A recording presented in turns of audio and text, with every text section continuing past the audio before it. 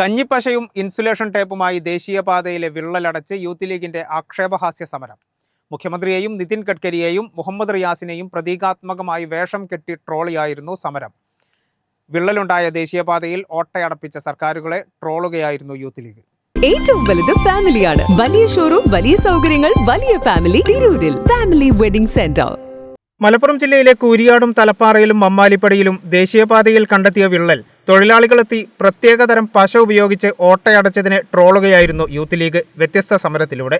കഞ്ഞിപ്പശയും insulation ടേപ്പുമായിട്ടായിരുന്നു ആക്ഷേപഹാസ്യ troll സമരം.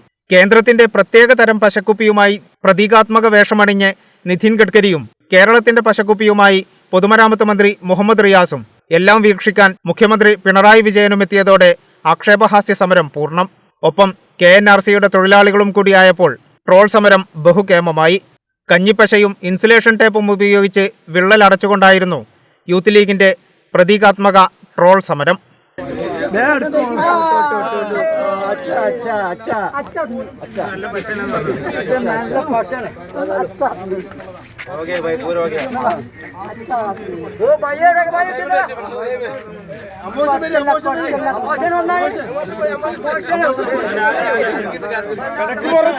ಜಾಸ್ತಿ ಪಾಸ ಇಟ್ಟಿಕಣೆ ಜಾಸ್ತಿ ಪಾಸ ಇಟ್ಟಿಕಣೆ അച്ഛാ അച്ഛാ പ്രയാസം നിൽക്കാൻ പോലും നമുക്ക് ഭയമാണ്. ഏത് നിമിഷമാണ് ഇങ്ങോട്ടേക്ക് പതിക്കുക എന്നുള്ളത് നമ്മൾ സംശയിച്ചുകൊണ്ടിരിക്കുന്ന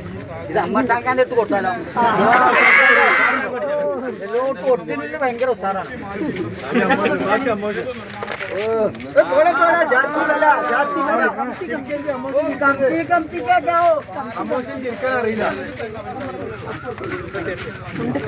കോടികൾ മുടക്കി നിർമ്മിക്കുന്ന റോഡുകൾ വിണ്ടുകീറിയാൽ അത് പശ ഒട്ടിച്ച് ഓട്ടയടക്കുന്നത് ചരിത്രത്തിൽ ആദ്യമാണ്.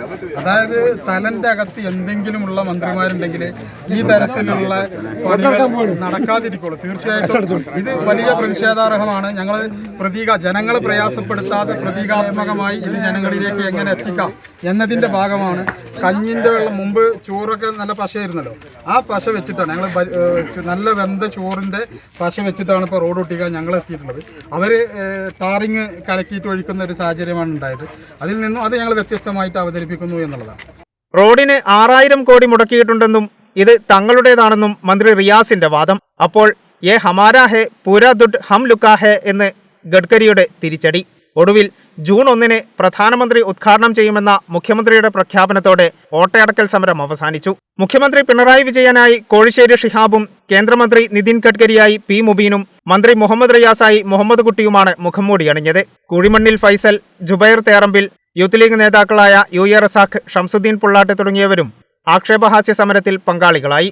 കേരള വിഷൻ, തിരൂരങ്ങാടി.